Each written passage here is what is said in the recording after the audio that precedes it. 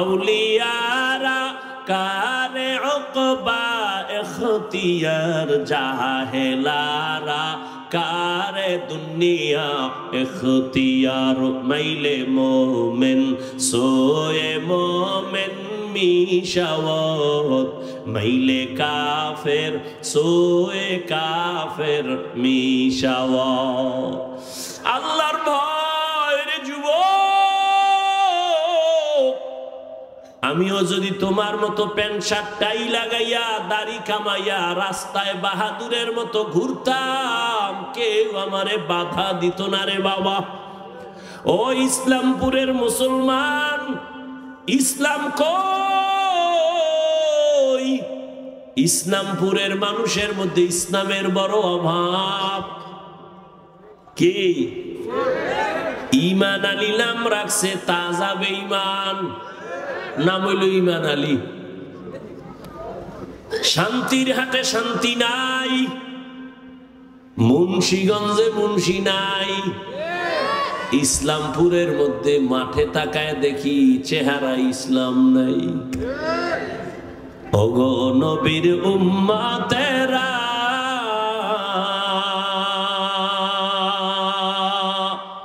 হয়ে আজি দিশাহারা, কোরআন হাদিসের চলো যখন যাহা চায় মনে, নবী বিনে কে তরাবে পুলসিরাত মিজানে, নবী বিনে কে তরাবে পুলসিরাত মিজানে। এরে নবীর উম্মতের দল, ও আমার কলিজার যুবক, কয়দিন আর হায়াত নিয়ে বাঁচবা এমন একটা দিন নাই যুবকের লাশের খবর নাই। ও যুবক বাবা, এতক্ষণ যে আমি চিল্লাইয়া তোমার সামনে কথা বললাম, একবারও বলি নাই আমি 5 কল্লি মাথায় দিয়েছি, তুমিও দাও, না হয় জাহান্নামে যাইবা। আমি কওমি মাদ্রাসার সন্তান, তুমি যদি কওমিতে না যাও তোমার কপাল নষ্ট হবে বলি নাই। আমি তাবলীগের সন্তান, আমি পীরের মুরিদ, একবারও বলি নাই তাবলীগ আর পীরের কাছে না গেলে জাহান্নামে যাইবা। আমি তোমাদের কি বুঝাইতে চাই বাবা? আমি এ কথা বলি না হুজুর হও, পাগড়ি লাগাও, তসবি পড়ো না রে বাবা, এত ভয় পেও না। তুমি স্কুলে পড়ো, তুমি কলেজে পড়ো, তুমি চাকরি করো, তুমি ব্যবসা করো, তোমার জায়গায় থাইকা কেমনে তুমি মদিনার পথ ধরবা, জান্নাতের পথ ধরবা, এই কিছু পরামর্শ দেওয়াই হলো আমার কাজ। ও বাবা, পরামর্শ দিয়া যায়, নবীর তরিকা ছাড়া শান্তির কোনো পথ নাই। আজকে দেখো ইসলামপুরের ময়দানে হাজার হাজার হাজার হাজার এত মানুষ, এর টাকাওয়ালারা যদি এতগুলো মানুষ এই ইসলামপুরের কোনো মাঠে জমা করতে চাইতো, কত পেরেশানি তার মাথায় আসতো। এই মানুষগুলোরে আসা যাওয়ার ফ্রি গাড়ি দেওয়া লাগতো, বসার জন্য ভিআইপি ব্যবস্থা, এরপরে ফাঁকে ফাঁকে নাস্তা, নাস্তা না দিলে আবার চেয়ারের বাড়ি। আবার এই মানুষগুলো সব টাকা দিলেও এই জান্নাতি মানুষ এই প্যান্ডেলে আসতো না। এলাকার যত গাঞ্জাখোরেরা সব এসে হাজির হইতো, আর এখানে সব জান্নাতি মানুষ, দাড়িওয়ালারা, আলেম ওলামারা নিজের টাকা দিয়া ভাড়া দিয়ে এখানে আসছেন। বসার বিছানাটাও ভালো না, দুনিয়াতে এর থেকে নিম্ন বিছানার নাই। অনেকে জায়গা না পায় দাঁড়ায় বসে আছে, কেউ বসে আছে, কে বড় কে ছোট, কে আলেম কে মূর্খ, কে ধনী কে গরিব, কোনো ভেদাভেদ নাই, চুপচাপ বসা। এতগুলো মানুষের নিয়ন্ত্রণ করার জন্য কত পুলিশের প্রয়োজন হইতো, কিন্তু এত মানুষ এখানে আছে, কোনো পুলিশের পেরেশানিও নাই, প্রশাসন লাগলো না, মানুষ সব ঠান্ডা ভাবে বসে আছে। আমার মনে হয় আমি যদি জিজ্ঞাসা করি, প্রত্যেকটা মানুষের পেটে এখন ক্ষুধা, রাত্র অনেক বেড়ে গেছে। গ্রাম অঞ্চলের মানুষ এত রাত সজাগ থাকে না, 7:30টায় এসা বইরা তাড়াতাড়ি ঘুমায়া যাইতো, এক ঘুম হইয়া যাইতো। কিন্তু এখানে ক্ষুধা নিয়েও কোনো কষ্ট নাই। আমি যদি জিজ্ঞাসা করিয়াই ফালাই বাবারা কতক্ষণ থাকবেন, আমার মনে হয় সবাই কলিজা দিয়া বলবে হাফিজ ভাই ফজর পর্যন্ত যদি রাখে আমরা কেউ যাব না। এটা কেমনে সম্ভব? এরে আল্লাহ মেধা দিছে। ও যুবক, ও বিন্দু বাবাজি, একটু চিন্তা করো, এটা কেমনে সম্ভব? টাকা দিয়েও এত মানুষ আনা যায় না, খানার লোভ দেখাইয়াও আনা যায় না, নিয়ন্ত্রণও করা যায় না। কত জায়গায় নিজেরা এতগুলো মানুষ এক জায়গায় হয়ে মারপিট করে, আর এখানে সব চুপচাপ হয়ে আছে। এটা কেমনে সম্ভব? একমাত্র আমার মদিনাওয়ালা নবীর আদর্শ মানার কারণেই সম্ভব। এরে নবীরা আশেক উম্মতেরা, ও যুবক একটু ভালো করে বুঝে আমার আল্লাহর ভয়। আজকে টুপি মাথায় দিলে মাথা গরম, তোমার থেকে কম বুঝি না রে বাবা। আজকে দাড়ি রাখলে যৌবনের ভাব চলে যায়, তাও বুঝি। লম্বা জামা পরার কারণে শরীর গরম লাগে, কম বুঝি না। এরপরেও কেন টুপি ছাড়ি না, নামাজ ছাড়ি না, বেপরদায় চলি না। এখানে আপনারা যারা বসা আছেন সবাই মুসলমান, আমিও মুসলমান। আপনাদের আল্লাহ আমার আল্লাহ এক নাকি দুই? আপনাদের নবী আমার নবী, আপনাদের কোরআন আমার কোরআন, আপনাদের ধর্ম আমার ধর্ম, আপনাদের কালেমা আমার কালেমা, আপনাদের কাবা আমার কাবা, আপনাদের নবী আমার নবী, আপনার আল্লাহ আমার আল্লাহ, আপনার কাবা আমার কাবা, সব এক। দুনিয়াতে আসছি তাও এক, বিদায় বেলা কাফন হবে তিনটা তাও এক। আমি বক্তার সম্মানে একটা কাফন কেউ বাড়াইয়াও দিবে না। এই এলাকার গরিব মরিয়া গেলে একটা কাফন কেউ কমাইয়াও দিবে না। কোটিপতিরও যেমন তিনটা কাফন, গরিবেরও তেমন তিনটা কাফন। ও আল্লাহর বান্দারা, কালার হবে আলাদা না এক? কি কালার? সাদা। কাফনের উপরে লেখা থাকবে বড় হুজুরের লাশ, এমপি সাহেবের লাশ। কে ধনী, কে গরিব, কে আলেম, কে মূর্খ, কে ইমাম, কে মুক্তাদি, কে বক্তা, কে শ্রোতা, কে পীর, কে মুরিদ। আজকে আমি বক্তা বক্তা ভাব যতই দেখাই না কেন, তুমি টাকার গরম যত দেখাও, সাদা কাফনে যেদিন ঢুকবা সব বাহাদুরি শেষ হয়ে যাবে। ওই কাফনের মধ্যে কে গোলাম আর কে মালিক, কে ধনী, কে গরিব, কাফনে ঢুকলে আর পাওয়া যাবে না, সব একাকার হয়ে যাবে। ওই কবরের সাইজও হবে এক। ওই কবরে রাখিয়া বিদায় বেলা প্রশ্ন করা হবে সবার বেলায় তিনটা তাও এক। আমাকে যেই প্রশ্ন যুবক, তোমাকে একই প্রশ্ন। রবের পরিচয় দাও, ধর্মের পরিচয় দাও, রহমাতুল লিল আলামিনের পরিচয় দাও। নবী বলেন এই তিনটা প্রশ্নের জবাব যারা দিতে পারবে তাদের কবর হবে রওজাতুম মির রিয়াজিল জান্নাহ। আর যারা জবাব দিতে পারবা না তাদের কবর হবে হুফরাতুম মিন হুফারিন নার। কারা পারবে জবাব দিতে? আমরা হুজুরেরা। এই হুজুরেরা, হুজুরেরা পারার কোনো গ্যারান্টি আছে? নাই। যদি থাকতো রহমতের নবীর হাতের সাহাবা জান্নাতের টিকিট হাতে পাইছেন 10 জন। এই 10 জনের ইতিহাস বইরা দেখো, মরণ পর্যন্ত শুধু কান্না কান্না কান্না কান্না। রহমতের নবী বলেন, আমি আয়েশার হুজরায় রাতে এসা পরে ঘুমায় গেলাম। আমি ঘুমাইলে আমার চোখ বন্ধ, তবে আমার অন্তর ঘুমায় না। আমার মাথার কিনারায় মসজিদে নববী, আমার মসজিদ ছোট ঘর। হঠাৎ ঘুমের মধ্যে রাতের বেলা গভীরে শুনি কান্নার আওয়াজ। আমি হঠাৎ চোখ খুললাম, কে কান্না করে? আমি আস্তে আস্তে উঠলাম। ঘুম থেকে উঠা আমি বের হইয়া দেখি নামাজের মধ্যে একজনে দাঁড়ায় দাঁড়ায় কান্না করে। সাধারণ কেউ কাঁদে না, আমার জান্নাতের সাহাবী আমার কলিজার আবু বকর নামাজে দাঁড়ায় দাঁড়ায় কান্না করে। আমি জিজ্ঞাসা করলাম, নামাজের পরে আবু বকর আপনি নামাজে দাঁড়াইয়া কেন কান্না করলেন? আবু বকর বলেন, ইয়া রাসূলুল্লাহ, হাসরের ময়দানে মালিকের সামনে কেমনে দাঁড়াইয়া হিসাব দিব সেই ভয়। আমি চোখের পানি ছেড়ে কান্না করতেছি, আল্লাহর আদালতে কেমন করে দাঁড়াবো।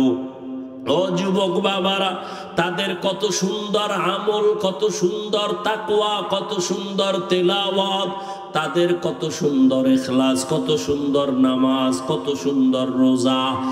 এত সুন্দর আমলে আমার আল্লাহ খুশি হইয়া জান্নাতের সার্টিফিকেট দিয়েছেন। এরপরেও যদি তারা আল্লাহর আযাবের ভয় নামাজে রাতের বেলা কান্না করেন, তাদের তুলনায় তোমার আমার গলায় রশি লাগায় এত কান্না করা উচিত সারা জীবন। কিন্তু কপাল বড় খারাপ, নিজেও কাঁদি না, কেউ কান্না করে তাও পছন্দ করি না। ও যুবক বাবারা, একটু হিসাবটা মিলাইয়া দেখো, তোমার লাইনে কত যুবক জীবনে মাদ্রাসায় যায় নাই, আলিফ বা তাও পড়ে নাই, স্কুলে পড়ে, কলেজে পড়ে। সত্য কথা বলো, তোমার মতো যুবক স্কুল কলেজে পড়িয়াও 5 বেলার নামাজ পড়ে, সত্য বলো আসেনি? তোমার কপালে কেন এত অভিশাপ? তুমি কেন পারো না রে বাবা? তোমার মতো যুবক তাকায় দেখো, র্যাব, আর্মি, পুলিশ, বিডিআর এর চাকরি করে, ব্যবসা করে, দেখো 5 ওয়াক্ত নামাজি আছে না? বলো তুমি কেন পারো না? তোমার মতো যুবক রাস্তায় গাড়ি চালায়, 5 বেলার নামাজ পড়ে, তুমি কেন পারবা না? তোমার কপালে তো কেন খারাপ? তোমার উপরে কার অভিশাপ লাগছে জানি না রে বাবা। তোমার মতো যুবক নদীর মধ্যে মাছ ধরে, নামাজ ছাড়ে না, তুমি কেন পারো না? তোমার মতো যুবক doctor, professor, engineer, OC, DC, SP, 5 ওয়াক্ত নামাজি আছে, তুমি কেন পারবা না? মনে মনে ভাবছো হুজুরদের কথা মিথ্যা, কোরআন মিথ্যা। কি ভাবছো? মনে করছো তোরা অনেক উপরে উঠছো? এরে যুবক, বিপদে বিপদে কেউ হাসে, কেউ কাঁদে, কিন্তু উলামায়ে কেরাম, নবীর আদর্শ যারা মানে, তাদের কোনো চিন্তাই নাই। করোনার ভিতরে স্কুল বন্ধ, কলেজ বন্ধ, চাকরি বন্ধ, ব্যবসা বন্ধ, ফ্যাক্টরি বন্ধ, গাড়ি বন্ধ, সব বন্ধ। উলামায়ে কেরামের একটা মাদ্রাসাও বন্ধ হয় নাই। না খাইয়াও কোনো আলেম মরে নাই, ভিক্ষাও করে নাই। ও যুবক, তোমার মতো যুবক যদি জেনারেল লাইনে থাকিয়া নামাজ পড়ে, তুমি কেন পারবা না? ও বৃদ্ধ বাবাজিরা, তো আপনার মতো কত বাবা মসজিদে গিয়া 5 বেলার নামাজ আদায় করে, আপনি কেন পারেন না? ও পর্দার আড়ালের মা বোনেরা, এতক্ষণ আমি আপনাদের সন্তানদের বয়ান শুনাইলাম। এই বয়ানটা বাস্তবায়ন করতে হলে মা, আপনার চোখের পানি আর দোয়া লাগবে। ও পর্দার আড়ালের মা, আপনাদের জীবনটা কতই যে ধন্য। আজকে ইসলামপুরের স্টেজে কত কোরআনওয়ালার মাথায় পাগড়ি দেওয়া হলো। এদের মা বাবার মতো ঈদের আনন্দে আর কেউ নাই। ও পর্দার আড়ালের মা, মনে কি চায় না একটা আদর্শ সন্তানের মা হইয়া কবরে যাবেন? আপনারা তো নবীদের মায়ের মতো দামি মা, সাহাবায়ে কেরামদের মায়ের মতো দামি। আপনারা তো খাদিজা রাদিয়াল্লাহু তাআলা আনহার মতো দামি। আপনারা তো আয়েশা রাদিয়াল্লাহু তাআলা আনহার মতো দামি, ফাতেমা রাদিয়াল্লাহু আনহার মতো দামি। আপনারা তো ইসমাঈল নবীর মা হাজরা আলাইহা সালামের মতো দামি। আপনারা তো ঈসা নবীর মা মারিয়াম আলাইহা সালামের মতো দামি। এমন কি দুনিয়াতে আল্লাহর বড় দুশমন ফেরাউন, তার স্ত্রীর নাম কি? আসিয়া। কেমন আল্লাহর গোলাম বান্দি হয়ে গেলেন। ও পর্দার আড়ালের মা, রহমতের নবী বলেন, আসিয়া কিয়ামতের দিন জান্নাতে যাবে আর আমার সাথে বিবাহের ব্যবস্থা হয়ে যাবে। ও পর্দার আড়ালের আম্মা জানেরা, যেই ফেরাউন আল্লাহর এত বড় দুশমন, ওই ফেরাউনের স্ত্রী হইয়া আসিয়া আল্লাহর হুকুম জীবনে মানিয়া আল্লাহর মোহব্বত নিয়ে দুনিয়ার থেকে চলে গেল। ও পর্দার আড়ালের আম্মা জানেরা, আপনাদের স্বামী তো ফেরাউনের মতো খারাপ না।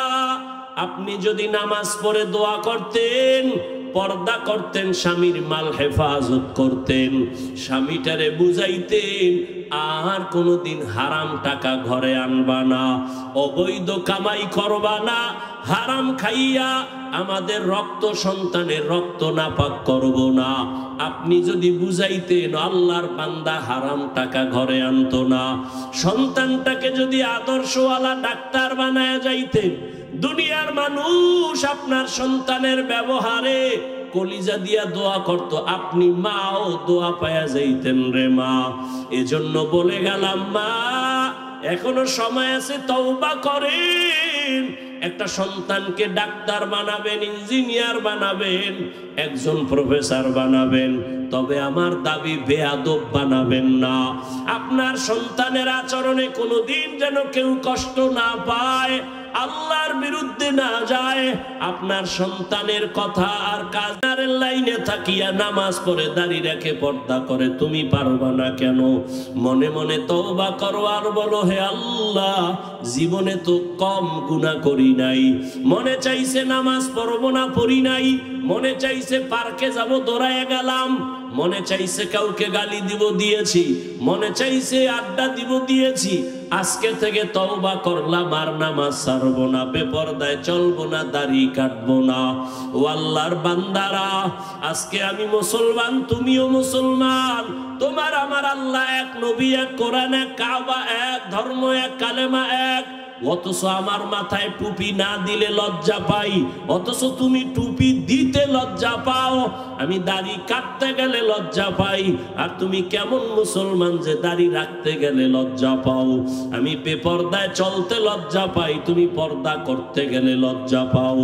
এর একটাই মাত্র কারণ, এত বয়ান তুমিও জানো, আমিও শুনাই, তাবলীগওয়ালাদের বয়ান, পীর মাশায়েখের বয়ান, জুমার দিন খতিব সাহেবদের বয়ান, এরপরেও কেন তোমার আমলের পরিবর্তন আসে না?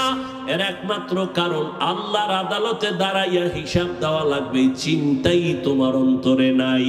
ওরে যতই বাহাদুরি করো রে যুবক, এখনো আল্লাহর ভয় অন্তরে জমা নাও, আলেমদের দোয়া নিয়ে সামনে আগাও, আর জীবনে গুনাহ করিও না রে বাবা। এক সেকেন্ডের সূর্যের গরম সহ্য করতে পারো না, একটা মশার কামড় সইতে পারো না রে বাবা, একটা বেতের বাড়ি সহ্য করতে পারো না। আল্লাহর কোরআন তুরন্তর যদি বলে সত্য, গুনাহগার হইয়া যদি আল্লাহর আদালতে দাঁড়াও, সূর্যের গরমে মাথার মগজগুলো ভাতের মারের মতো ফুটতে থাকবে, জাহান্নামের গরম কেমন করে সহ্য করবা? ও আল্লাহর বান্দা, সাপ বিচ্ছুর আক্রমণ কেমনে সহ্য করবা? মাটির চাপ কেমনে সহ্য করবা? এখনো সময় আছে, চক্ষু বন্ধ করে পারোনি, 2 ফোঁটা চোখের পানি ছেড়ে ক্ষমা চাও। ওরে সন্তান যদি মায়ের বাবার শাস্তির ভয়ে কান্না করে, একটা ছাত্র যদি শিক্ষকের শাস্তির ভয়ে চোখের পানি ফেলে ক্ষমা চাইতে পারে, আমার আল্লাহর আযাবকে এত ছোট মনে করবা না রে বাবা। ওই আমার আল্লাহর আযাব বড় ভয়ঙ্কর, যেই ভয়ঙ্কর আযাবের কারণে আমার নবী পর্যন্ত কান্না করতেছিলেন। আমার উম্মত কিয়ামতের ময়দানে কি উপায় হবে? এখনো সময় আছে, তওবা করে নাও। হেদায়েতের মালিক আমার আল্লাহ, ইজ্জতের মালিক আমার আল্লাহ, রিজিকের মালিক আমার আল্লাহ। জীবনে আর যতদিন বাঁচবো, আল্লাহকে মনে মনে বলো, আল্লাহ আর নামাজ ছাড়বো না, আর বেপরদায় চলবো না, উলামায়ে কেরামের পরামর্শ নিয়ে নবীর তরিকা মেনে চলবো। তওবা করার মতো যদি কারো অন্তর তৈরি হয়, মুনাফিকি যদি না থাকে, খাঁটি তওবার নিয়ত যাদের আছে, দুটো হাত আল্লাহকে দেখাইয়া দাও। আয় আল্লাহ, আপনি হাতগুলো কবুল করে নেন, তওবা কবুল করে নেন। তওবার উপরে মজবুত হইয়া চলার মতো তৌফিক আমাদের দান করেন আল্লাহ। একজনের হাতও খালি ফিরাইয়া দিয়েন না রে মালিক। আয় আল্লাহ, গুনার কারণে আপনি বেজার হইয়া ফিরাইয়া দিয়েন না রে আল্লাহ। মেহেরবানি করে সবাইকে হেদায়েতের আলো দিয়া কবুল করে নেন, আমিন। আলহামদুলিল্লাহি রাব্বিল আলামিন, ওয়াসসালাতু ওয়াসসালামু আলা সাইয়্যিদিল আম্বিয়া ওয়াল মুরসালিন। निगाहे मुमिन से तू बदल जाती है तकदीर, निगाहे मुमिन से तू बदल जाती है तकदीर। ये बंदा की कुव्वत नहीं कुदरत का इशारा, ये बंदा की कुव्वत नहीं कुदरत का इशारा।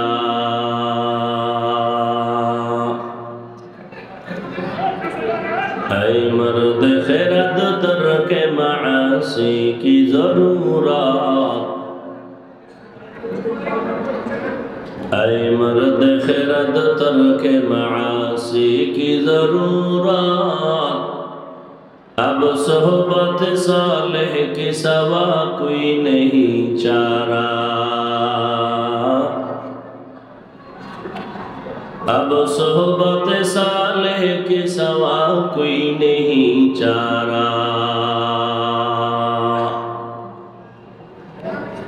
मरदूद है पीछे हमें खबर नहीं, लेकिन मरदूद है पीछे हमें खबर नहीं, लेकिन एक वक्त में हालाक जो अमाल है सारा, एक वक्त में हालाक जो अमाल है सारा।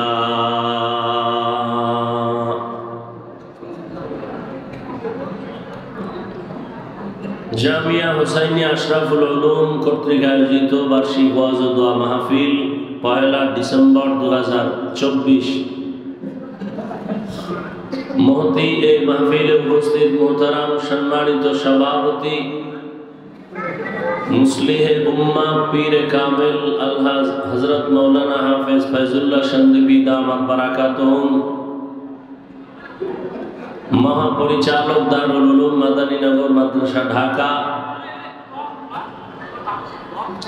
সহ সভাপতি মুজাহিদে মিল্লাত পীর কামিল আল্লামা জামালউদ্দিন মাহমুদ সন্দীপী দামাত বারাকাতুহুম, মহাপরিচালক জামিয়া উসমানিয়া রাজশাহী, অন্যান্য হযরত উলামায়ে কেরাম, অত্র অঞ্চলের বিভিন্ন স্থান থেকে আগত আল্লাহ পাকের আশিকিন, জাকিরিন, শাকিরিন, মুহিব্বিন, মুরব্বিয়ান এজাম, কলিজার টুকরা আমার সমবয়সী যুবক বন্ধুগণ, স্নেহের ছোট ভাই, পর্দার আড়ালে মাইকের আওয়াজ শ্রবণরতা সম্মানিত মা ও বোনেরা,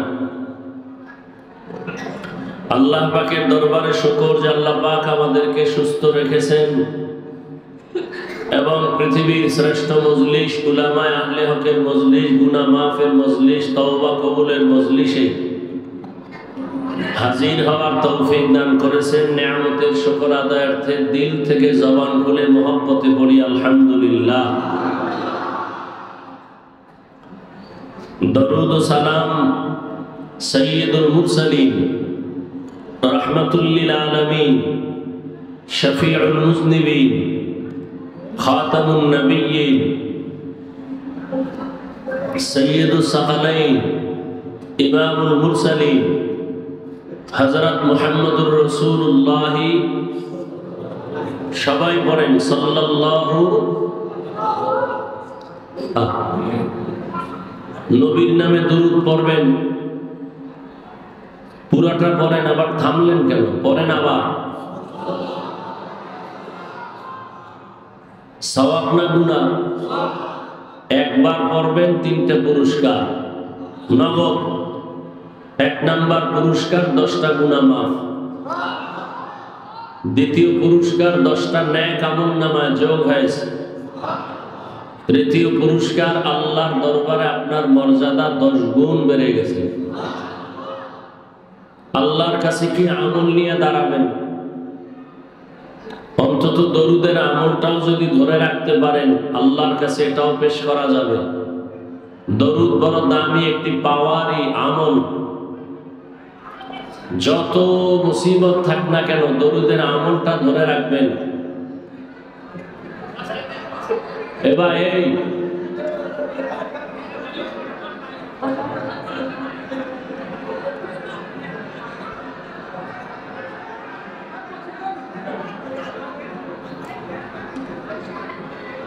যে যেখান থেকে আসছেন এই আমার কথা শুনেন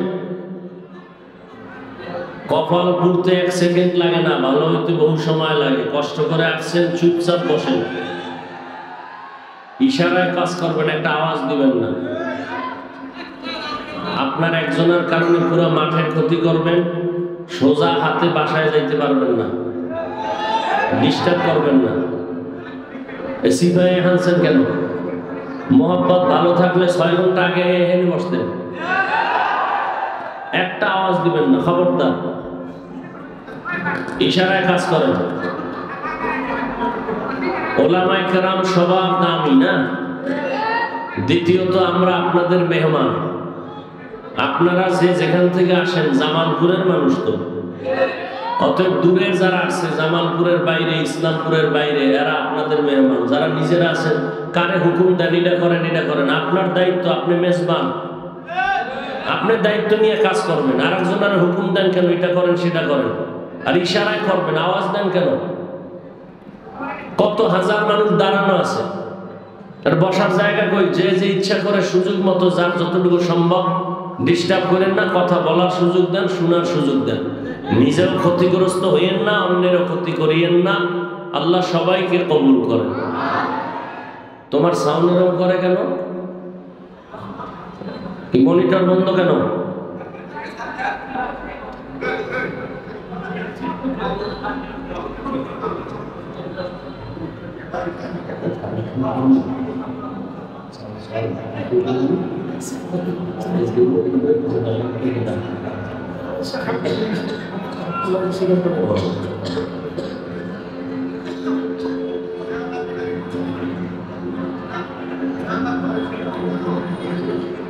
উলামায়ে হযরত আলোচনা করেছেন আপনারা ধৈর্যের সাথে আলোচনা শুনেছেন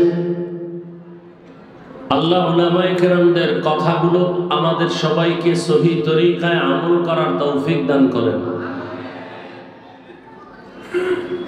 বিশাল আয়োজন মাদ্রাসার পক্ষ থেকে অনেক খরচ মাদ্রাসায় অনেক ছাত্র পাগড়ি দিল আপনারা দেখছেন আল্লাহ পাক যারা পাগড়ি নিলেন সবাইকে সফলতার জিন্দেগি দান করেন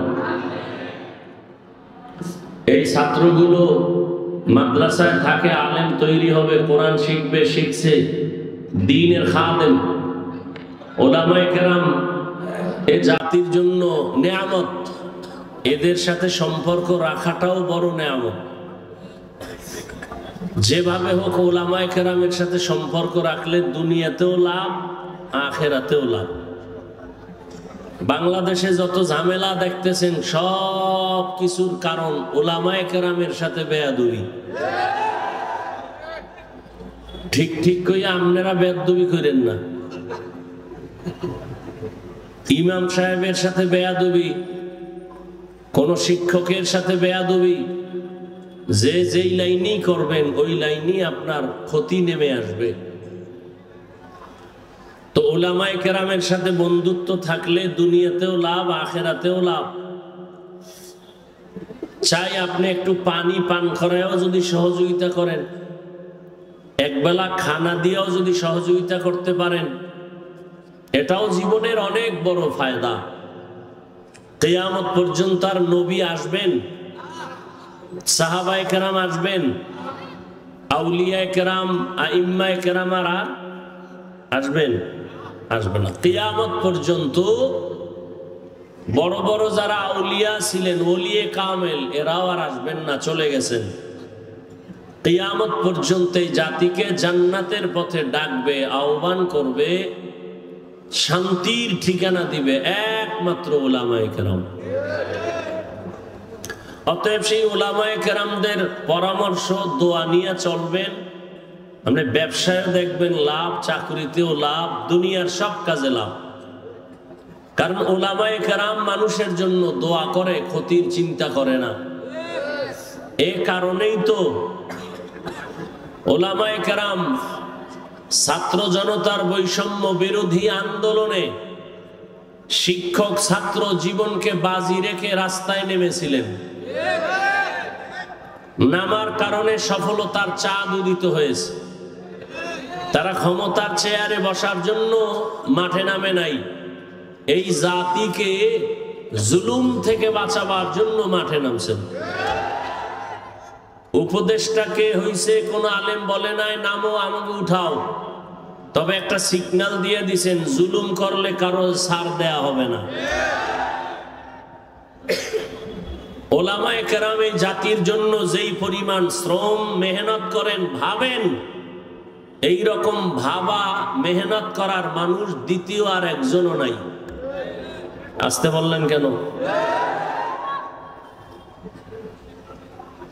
নাপাক খাইতে খাইতে এখন পাক জিনিসটারও নাপাক মনে করে, মিথ্যার উপরে চলতে চলতে সত্যটাকেও মিথ্যা মনে করে।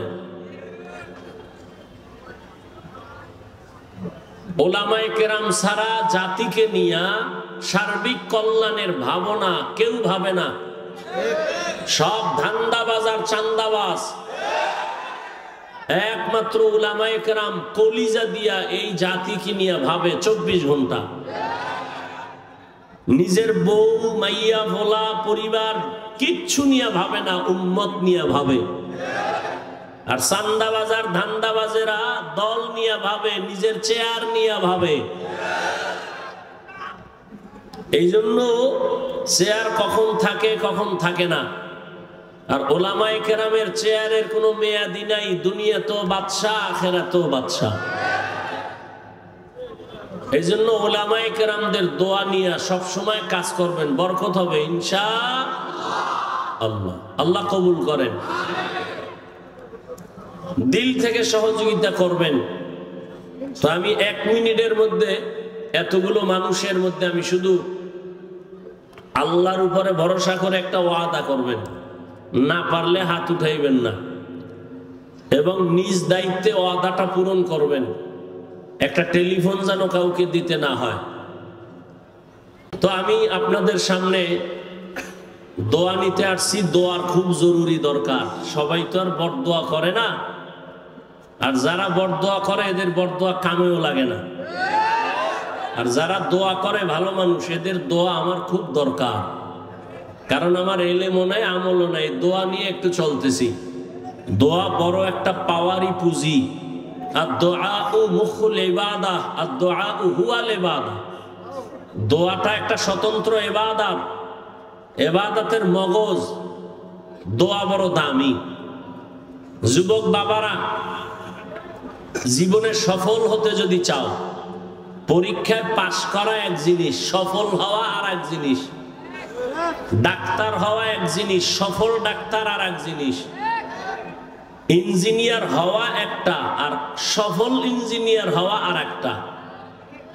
আল্লাহ সফল যদি বানায় আর তুমি হতে চাও, তাহলে দোয়া ছাড়া হবে না। তোমার সার্টিফিকেট আর লেখাপড়ায় হবে না। আল্লাহর কসম, তুমি সফল ডাক্তার হও, দোয়া লাগবে, লেখাপড়াও লাগবে, সার্টিফিকেট লাগবে, আর কি লাগবে?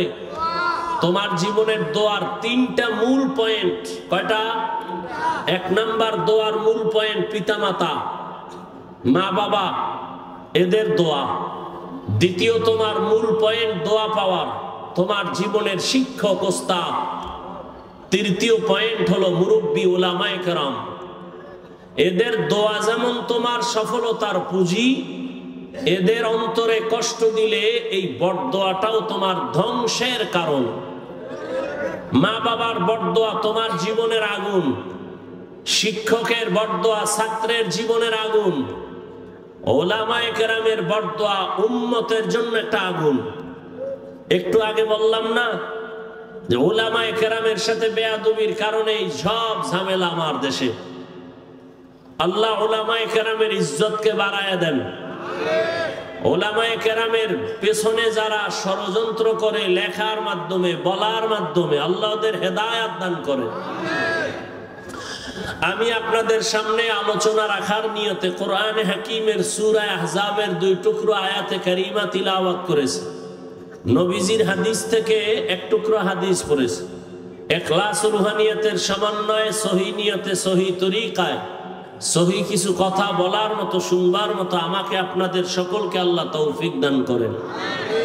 ইয়া আইয়ুহাল্লাযীনা আমানুত্তাকুল্লাহ, ও দুনিয়ার মুমিন, তোমরা আল্লাহকে ভয় করো তথা তাকওয়া অর্জন করো।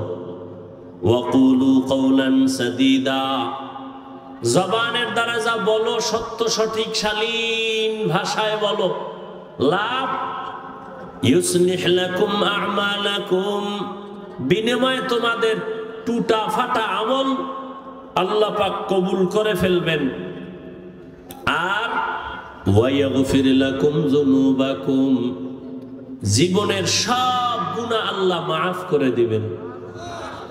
ওয়া মান ইউতি'িল্লাহা ওয়া রাসূলাহু, যে বা যারা আল্লাহ এবং তার রাসূলের অনুসরণ করবে, অনুকরণ করবে, ফাকাদ ফাজা ফাউজান আযীমা, তাদের বিজয়টা হবে চূড়ান্ত বিজয়, মানে বিনা হিসাবে জান্নাতি।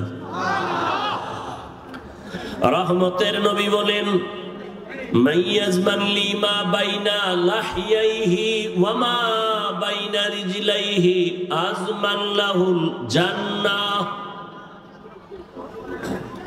নবী বলেন, হে উম্মত, 2 জিনিসের হেফাজতের জিম্মাদারি যদি তুমি নাও, আমি নবী তোমাকে জান্নাতে নেওয়ার জিম্মাদারি নিব। কয় জিনিস?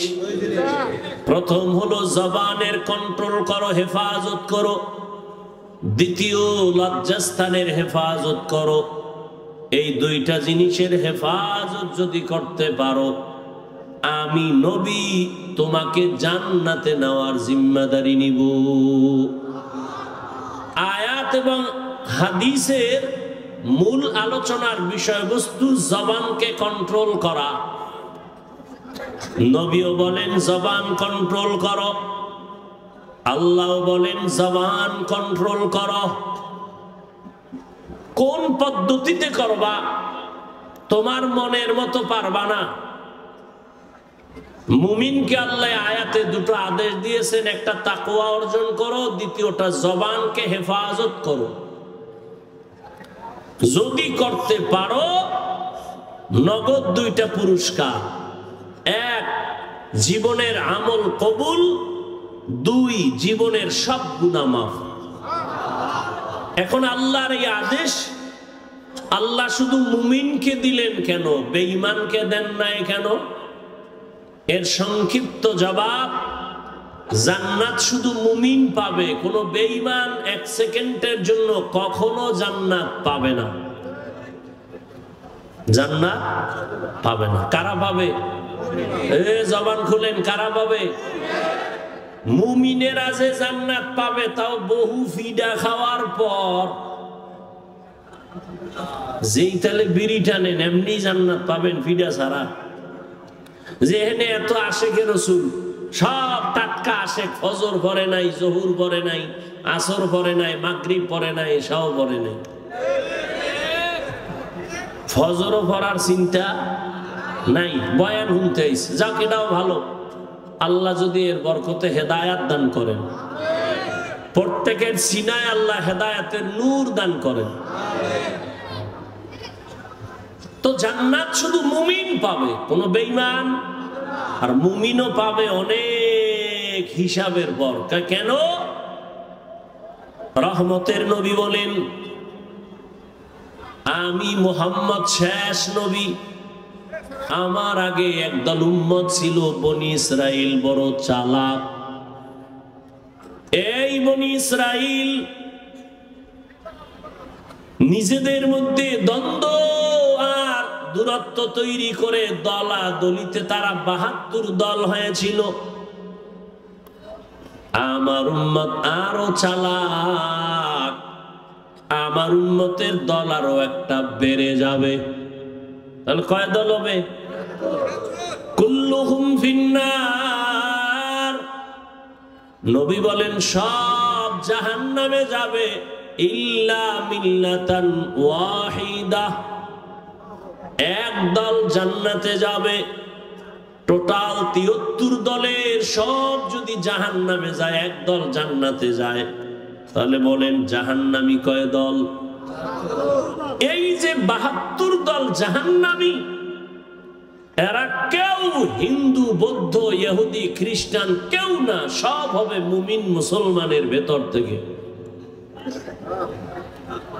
তাহলে ৭২ দল জাহান্নামী সব মুসলমানের মধ্য থেকে হবে।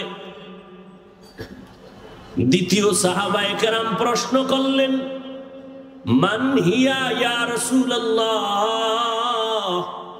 হে পয়গম্বর, যেই দলটা জান্নাতে যাবে ওই দলের পরিচয় কি? রহমতের নবী বলেন, মা আনা আলাইহি ওয়া আসহাবি। নবী যদি বলতেন, এই খেয়াল করেন, নবী যদি বলতেন আমাকে যারা মেনে চলবে তারা জান্নাতি হতো, কিন্তু নবী এতটুকুই বলেন নাই। নবী বলেন যারা আমি মুহাম্মদের আদর্শ আর আমার হাতে গড়া সাহাবায়ে কেরামের আদর্শ যারা মেনে চলবে তারা জান্নাতি। কি বুঝলাম? এ জমিনে যারা বলে আমরা নবী মানি, মুহাম্মদ মানি, সাহাবাদের মানি না, এরা মুসলমান হলেও ৭২ দল জাহান্নামীদের অন্তর্ভুক্ত।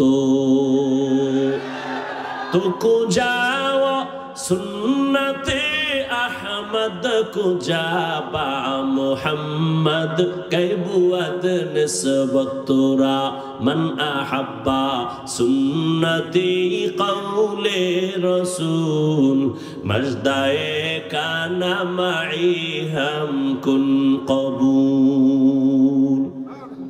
তাহলে শুধু নবী না, সাহাবাও, সাহাবায়ে কেরামদেরও মানা লাগবে। যারা সাহাবায়ে কেরামের বিরোধিতা করে ইশারা ইঙ্গিতে তাদের চিহ্নিত করে নাও। এ যদি হুজুরও হয়, মুসলমানও হয়, তবে ৭২ দল জাহান্নামীদের দলভুক্ত। জান্নাত শুধু মুমিন পাবে। এজন্য আল্লাহ মুমিনকে বললেন আল্লাহকে ভয় কর, জবানকে হেফাজত করো। যদি করতে পারো 2টা পুরস্কার তোমাকে দেওয়া হবে। জীবনের সব আমল কবুল, জীবনে যত গুনাহ করবা সব আমি মাফ করে দিব। 1 নাম্বার আদেশ আল্লাহকে ভয় কর, দ্বিতীয় হলো জবানকে কন্ট্রোল করো। আল্লাহ জবানকে হেফাজতের কথা কেন বললেন? কান হেফাজত করো কেন বলেন নাই? চোখ হেফাজত করো এখানে কেন বলেন নাই? হাত হেফাজত করো কেন বলেন নাই? চোখ হেফাজত করো কেন বলেন নাই? জবানকে হেফাজত করো কেন বললেন? এর কারণ হলো পুরা দেহের মধ্যে আপনার আমার জিহ্বা, জবান হলো মারাত্মক একটা বড় অস্ত্রের নাম। হাদিসে পাকে রহমতের নবী বলেন প্রতিদিন সকালবেলা অঙ্গ প্রত্যঙ্গ গুলো জিহ্বা থেকে পানা চায়। ও আল্লাহ, জিহ্বার অত্যাচার থেকে পানা দাও। জবানে জানি আবার কোন কথা বলে পেছ লাগায় দেয়, আর আইসা হামলা শুরু হয় হাতের উপরে, চোখের উপরে। অঙ্গ প্রত্যঙ্গগুলো আল্লাহর কাছে পানা চায় জবানের খারাপ আচরণ থেকে। এই জবান এমন একটা অস্ত্র, বেলেটের মতো চতুর্পার্শ্বে তার ধার, বেলেটের চারপার্শ্বে ধার, যেদিকেই মারে ওদিকেই কাটে। বলে জিহ্বাটাও এমন। কয় কেমন? কয় তাকায় দেখ, একটা অমুসলিম এই জিহ্বা নাড়ায় যদি বলে লা ইলাহা ইল্লাল্লাহ, ইয়াকিন আর ঈমানের সাথে মুমিন হয়ে গেল। আবার এই জিহ্বাটা নাড়াইয়া যদি বলে আমি আল্লাহ মানি, নবী মানি, কোরআন মানি, তবে নামাজের হুকুম, দাড়ির হুকুম, পর্দার হুকুম মানি না, ঈমান আছে? শেষ। তাহলে একই জিহ্বা একবার মুমিন বানাইলো আর একবার বেঈমান বানাই দিল, কাম একটাই করতেছে। এই জিহ্বা নাড়াইয়া অপরিচিত একটা মেয়েকে যদি সাক্ষীর সামনে বলে তুই আমার স্ত্রী, আমি কবুল করে নিলাম, অপরিচিত মেয়েটা তোমার আপন সঙ্গিনী হয়ে গেল। আবার এই একই জিহ্বা নাড়ায় যদি বলো আপন বউকে বলো তালাক, আছে? তোমার জীবনের আপন সঙ্গিনী বিদায়। বিচারকের চেয়ারের মধ্যে বসিয়া বিচারক যদি জিহ্বা নাড়ায় ডান দিকে তাকায়া ফাঁসির আসামিকে বলে তোকে মুক্তি দিয়ে দিলাম, ফুলের মালা পরে বাড়ি যাবে। আবার এই বিচারক একই জিহ্বা নাড়াইয়া যদি বাম দিকে তাকায় বলে নিরপরাধের বলে ধর, নিরপরাধ ব্যক্তির হাতে পুলিশের হ্যান্ডকাপ লেগে যাবে। জিহ্বা এমন একটা অস্ত্র, এই জবানের কথার দ্বারা প্রমাণ হবে আমি ভালো না খারাপ। এই জবানই আমাকে পরিচয় দেয় আমি মুমিন না বেঈমান। আমার হাত পরিচয় দিবে না, চোখ পরিচয় দিবে না আমি মুমিন কিনা। আমার জবানের কথা পরিচয় দিবে আমি ভালো বংশের নাকি খারাপ। আমার জবানের কথায় পরিচয় দিবে আমি ইমানদার নাকি বেঈমান। আমার জবানের কথার দ্বারাই প্রমাণ হবে আমি ভালো নাকি খারাপ। জবানটা বড় মারাত্মক একটা অস্ত্র, তোমার ইচ্ছার বিরুদ্ধে চলে। অগ্রিম তুমি ঘুমায় আছো, এর মধ্যে তোমার জবান চলতেছে, কথা কয় ঘুমাইয়া, কয় না? তাহলে তোমার ইচ্ছার বিরুদ্ধে জবান চলে। এজন্য আল্লাহ কয় জবানকে হেফাজত করো। রহমতের নবীও বলেন জবান হেফাজত করো। মাইকের সাউন্ড কি আর ভালো হবে না? এটা মহা মুসিবত। জামালপুরে এত ভালো ভালো মাইকে অস করে গেলাম জীবনবার, এটা বুঝি না কিছু আমি। আমাদের সারা জিন্দেগির কষ্ট। আমাকে বাতিরও দরকার নাই, প্যান্ডেলেরও দরকার নাই, শুধু মাইক দরকার, আর কিছু লাগে না। এত চিল্লানো যায় নাকি? কথা বইলে অনেক জায়গায় কষ্ট কম হয়, এটা তো কষ্ট বেশি হইতেছে। এই মাইক কোন জায়গার এটা? হ্যাঁ, কি ইসলামপুর আনলে টাকা কম লাগবে এই জন্য? এই সাউন্ড ঠিক করো। 13টা মেশিন লয়ে বইসে চালাইতে পারে না।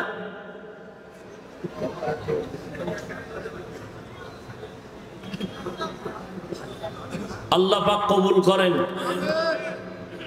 আপনাদের কষ্ট হইতেছে, আপনার কষ্ট হইলে 2-4 ঘন্টা, আমগো তো আজীবন। গাধার মতো দৌড়াইতেছি সারা দেশ, না টাইম মতো খাওয়ান, না টাইম মতো ঘুম, দৌড়ের উপর। বাথরুমে যাওয়ার শান্তি নেই। এরপরে আইসা আবার বয়ান। একটা মানুষ ঠিক মতো না ঘুমাইলে তার কথার ব্যালেন্স থাকে না, চলাফেরার ব্যালেন্স থাকে না। এরপরও সেই বয়ান চলতে থাকে যদি আবার আনলিমিটেড। আবার বয়ান যদি 1 লাইনের মানুষ হয় তো 1 লাইনে বয়ান করা যায়, চোখ বন্ধ করে কয়েট হয়ে গেলাম গিয়া। আর বয়ানটা যদি হয় হরেক ধরনের মানুষ এনে বাবা এদের সামনে, আবার যদি হয় মুখস্থ, কত পেরেশানি। সবকিছু আমার রবের দয়া। বান্দার হাতে কিছুই। ইয়া ইলাহি तू मेरा माबूद है, या इलाही तू मेरा माशूक है। জবানের হেফাজত করো হে গোলাম। এতক্ষণ জবানটা কত বড় মারাত্মক এটা বুঝাইলাম, কিন্তু আবার খেয়াল করেন এটা কত বড় আল্লাহর দেওয়া নিয়ামত। খানার প্লেট সামনে নিছেন, খানার মধ্যে কোনো চুল আছে কিনা সব চোখের রাডার দিয়া খুঁজলেন। খুঁজার পরে আপনি নিশ্চিত খানার মধ্যে কোনো ঝামেলা নাই। একটা লোকমা যখন আপনি দিছেন, একটা চিকন চুল খানার লোকমায় চোখের রাডারে ধরা পড়ে নাই, জিহ্বায় ধরা পড়ে গেছে। এরে আল্লাহর বান্দা, এটা কত বড় নিয়ামত। মাইকে কথা বলি, বিদ্যুতের বাতি জ্বলে, চার্জ চলে যায়, ফ্যানের বাতাস দিয়া মেশিন ঠান্ডা করা লাগে, একটানা মেশিন চললে গরম হয় আগুন লাগবে। অথচ আল্লাহর দেওয়া জিহ্বা নামের কত বড় নিয়ামত। দুনিয়াতে আসার থেকে এই জিহ্বা নারায় যে কত হাজার হাজার লাখ কোটি কথা সাপ্লাই দিলাম, কোনদিন এই জিহ্বার কথা বন্ধ হয় না, ব্যথাও করে না। মানুষের কথা বলতে বলতে গাল ব্যথা করে, ঠোঁট ব্যথা করে, কপাল ব্যথা করে, মাথা ব্যথা করে। আজও পর্যন্ত 50, 60, 70 বছরের বান্দার জিহ্বা ব্যথা করে না। এই কথাগুলো কোন মেশিনে সাপ্লাই হয়? এই মেশিনটারে ঠান্ডা কে বানায়? ওই মেশিনের মধ্যে তেল কে দেয়, পেট্রোল কে দেয়? ও আল্লাহর বান্দা, তুমি মোবাইল চালাও, মোবাইলে কথা চলতেছে, হঠাৎ মোবাইল বন্ধ হয়ে গেছে, কি ব্যাপার? কয় চার্জ নাই, মোবাইল আর কথা শোনা যায় না। তুমি জিহ্বা নাড়াইয়া নাড়াইয়া কত বছর জিহ্বা নাড়ায় কত কথা বললা, কয়দিন তুমি জিহ্বার হক আদায় করছো, চার্জ দিয়েছো? এরে নবীর উম্মতের দল, এত সুন্দর কথা, কথা তো আবার সবাই বলে, তবে সবার কথায় মজা লাগে না। লাগে? কেউ কথা বললে মনে কয় বন্ধ কর, বহুত হইছে বন্ধ কর। আবার কেউ কথা বলার পরে কয় এই উঠলো আর সাইডে দিল, আর একটু কম। এই মজা কে লাগাই দিছে? কাদের কুদরত দারি বর কামাল, আন্তা রব্বি আন্তা হাসবি যুল জালাল, তুহি কাদের জলিলুল্লাহ জাহাদার, বহর হালে তুহি মেরা নেগাহদার। আল্লাহর নিয়ামতের শুকর আদায় করো হে মুমিন। জিহ্বা নামের নিয়ামতটা কত বড় নিয়ামত। মানুষ বলে মুখের কথাই যায়, মুখের কথায় আবার ক্ষয়। এরে আল্লাহর গোলাম,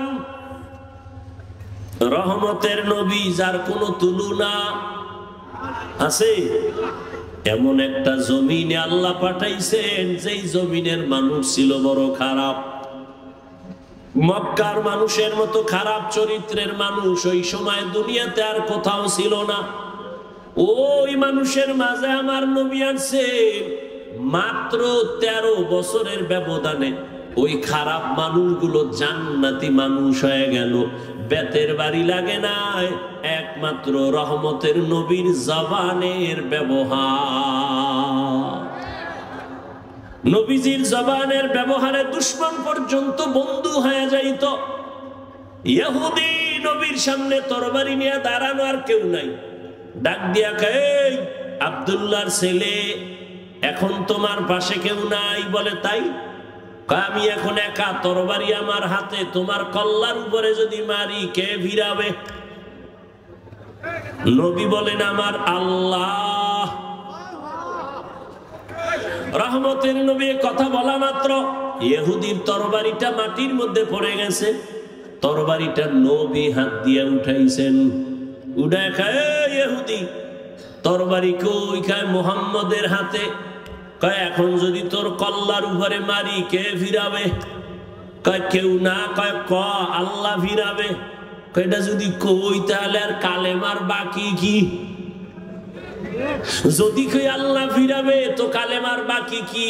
মুহাম্মদ মাফ করে দাও আর কালেমা পড়ায় মুসলমান বানায় দাও। ইমামুল আউয়ালিন আল আখিরিন বহরে সাদকা রাহমাতাল লিল আলামিন সাইয়্যিদুল কাউনাইন খাতমুল মুরসালিন আখিরামদ বুদে ফখরুল আউয়ালিন। আপনারা কিছুক্ষণ বসবেন নি না ব্যারাম? কিছুক্ষণ পরে আবার বিড়ি টানার নেশা। হ্যাঁ, আসলে বিষয় কি জানেন? এখানে আসতেও কপাল লাগে, এখানে বসতেও কপাল লাগে, মোনাজাত দিয়া মা বাবার জন্য দোয়া কইরা যাইতেও কপাল লাগে। সবার কপাল তো আর ভালো না। অনেকে আসছে ইসলামপুরে যায় কিন্তু এই ইসলামের মধ্যে ঢুকে নাই। কই? মহিলা প্যান্ডেল তাওয়াফ করে আর দোকানে বয়ে বয়ে আড্ডা দেয় আর তাজা তাজা কবিরা গুনাহ করে। কপাল খারাপ। আর কপাল যদি খারাপ হয়, আমি হাফিজুর রহমান কেন আর মক্কা মদিনার ইমাম কেন? রহমতের নবীর বয়ানও কালেমা জুড়ে না। যেই নবীর চেহারা এক নজর দেখলে ঈমানের সাথে জান্নাত ওয়াজিব, যেই নবীর চেহারা মুবারক এক নজর দেখলে পেটের ক্ষুধা নিবারণ হয়, ওই নবীকে 13 বছর দেখলো, বয়ান শুনলো, কালেমা কপালে আসলো না। কে? আবু জাহাল, এর নাম কফা। আর অন্যদিকে 27 বছরের যুবক তরবারি নিয়ে যায় নবীকে জবাই করবে। রহমতের নবীর সামনে যাইয়া তরবারি ফালায় বলে, ও রহমতের নবী, তরবারি দিয়া আমার কল্লা কেটে দেন, তবে আগে কালেমা রশি গলায় লাগায় দেন। এর নাম কফাল। এর নাম কি? এই জাগো, দীর্ঘ টাইম বসার অভ্যাস নাই, এরা ভিতরে ঢুকছেন কেন? কত আলেম ওলামা মাঠে বসা, সাদা দাড়ি, এদের ধাক্কাইয়া জুতা হাতে লইয়া গায়ে লাগাইয়া এরপরে বাইর হইতেছেন, ভয় লাগে না? আপনার ব্যারাম থাকলে ঢুকছেন কেন? ওই কত আল্লাহর বান্দারা বাইরে দাঁড়ানো আছে না? এরা মন চাইলে আবার দূরে গিয়া বিড়ি টাইনে আবার আসবে, কোনো ঝামেলা নাই। ভিতরে বৈশা উঠা বসা করা এটা তো ভালো না। এতগুলো মানুষ, আলেম ওলামা, মুরব্বীরা, এদের ডেঙ্গিয়ে বের হন, এটা তো আদব নয়। এই ব্যারাম কেন? কপাল খারাপ হয়ে গেছে। আল্লাহ সবাইকে হেদায়েত দান করেন। আপনারা বেশি কষ্ট মনে করলে আমি ছেড়ে দেই। আল্লাহ সবাইকে কবুল করেন। তাহলে কেউ উঠবেন না তো? ইনশাআল্লাহ উঠবেন না তো উঠবেন না। কেউ উঠতে চাইলে উঠতে দিবেন না। 2-3 জনে আসতে তারে শোয়ায় ফেলাইবেন জায়গা, যে তুই মোটামুটি ঘন্টা তুই ঘুমা, ওরে আর মাথা উঠাই দেবেন না। যাও, আন্দোলন হইছে 5 তারিখ, আর একটা আজকে হয়ে যাও। ঠিক আছে, স্বাধীনতা তো এখনো শেষ হয় নাই। কি জামালপুর ইসলামপুরের মানুষ কি দেশ স্বাধীন না? দেশ স্বাধীন। দেশ স্বাধীন হলে চট্টগ্রামে আইনজীবীর গলায় ছুরি চালায় কে? মুসলমান তো স্বাধীন বলে চিৎকার দিবে স্বাধীন। এই জমিনের মধ্যে উলামায়ে কেরাম সিনা টান করে কথা বলবে, কোন সুদখোর বেনামাজির অনুমতি লাগবে না যেদিন। এই থামো, আবার যখন লাগবে রেডি থাও, ওই মাঠে নামা লাগবো। কারণ আন্দোলন মুসলমান একবার করে না, বারবার। জালেমের বিরুদ্ধে আন্দোলন চলবেই। জীবনে একবার দেয় না, মুসলমান বারবার জালেমের বিরুদ্ধে ইসলামের পক্ষে। কথা ঠিক না? আল্লাহ সবাইকে কবুল করেন। কোন চান্দুকে আর জুলুম করার সুযোগ দেওয়া যাবে? কাফনের কাফন কিনে রেডি রাখো, ডাক আসলে ময়দানে অবতীর্ণ হতে হবে। তুমি যতই বন্ধু বান্ধব তালাশ করো, বলছি না সব ধান্দাবাজ আর চান্দাবাজ, একমাত্র তোমার কলিজার আপন বন্ধু নিঃস্বার্থ উলামায়ে কেরাম। অতএব উলামায়ে কেরাম ডাক দিলে আবার ময়দানে আসতে হবে, কোন ব্যক্তির জন্য না, আল্লাহর দ্বীনের জন্য। আল্লাহ সবাইকে কবুল করেন। কোন আলেমের সাথে কোনো বেয়াদবি চলবে? আমি একটু আগে এক জায়গায় বয়ান করে আইছি, সেদিন ঢাকায় বলছি, যারা আলেমদের সাথে বেয়াদবি করবে তাদের লিস্টি দাও। ইমামের সাথে, মাদ্রাসার কোন শিক্ষকের সাথে, কোন বক্তার সাথে উল্টা পাল্টা করলেই তাদের লিস্টি আমাদেরকে দাও। ঢাকার থেকে আবার আলেমদেরকে নিয়ে বসে আবার আন্দোলনে, জালেমের বিরুদ্ধে ময়দানে আবার নামতে হবে। কোন মাস্তানি চলবে? এদেশে আলেম ওলামা কম, মাদ্রাসা কম, কেউরে দরকার নাই। আমরা শুধু আলিয়াও লাগবে না, আমরা কওমি মাদ্রাসার হুজুর আর ছাত্র যদি রাস্তায় নামি, পলানেরও জায়গা পাইতো না। প্রত্যেকটা নাস্তিক আর বেয়াদব ওলামায়ে কেরামের অনুমতি ছাড়া কথা বলার সাহস পাবে না। আল্লাহ সবাইকে হেদায়েতের দৌলত দান করেন। শিয়ালের রাতে মুরগি দিয়ে কয় 3 দিন আমানত, শিয়াল পণ্ডিত কয় দোয়াও চাই মাফও চাই, জিন দেখানো মরাও হইতে না। শিয়ালের হাতে মুরগি দিলে যা হবে, ধর্মের চাবি সুদখোর আর বেনামাজির হাতে দিলে তাই হবে। আল্লাহ হেদায়েত দান করুন। তো যে কথা বলতেছি, উঠা বসা করলে আমি মোনাজাত দিয়ে দিই। কথা বলতে অনেক কষ্ট হয়, সাউন্ডটা আমার মনের মতো পাই না, এই জন্য। তারপরে আপনাদের মোহাব্বতে বলতেছি, কারণ সবকিছুর ঊর্ধ্বে আপনাদের দোয়া। বক্তার এলেম আর আমলে বয়ান হয় না, জীবন মনে রাখবেন।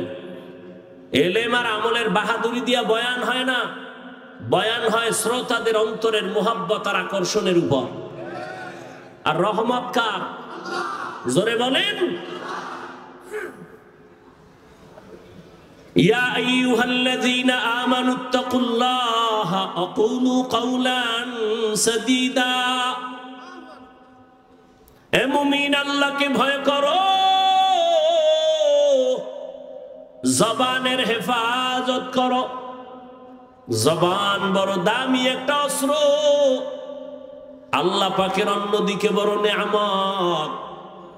এই জবান হেফাজত কেমনে করবা? তোমার ইচ্ছার বিরুদ্ধে জবান দৌড়ায়। হাত যদি অন্যায় করে রশি দিয়া পেঁচাও, বেঁধে রাখো, আর অন্যায় করতে পারবে না। পা যদি অন্যায় ভাবে হাঁটে, পাও 2টা বেঁধে দেওয়ার হাঁটতে পারবে না।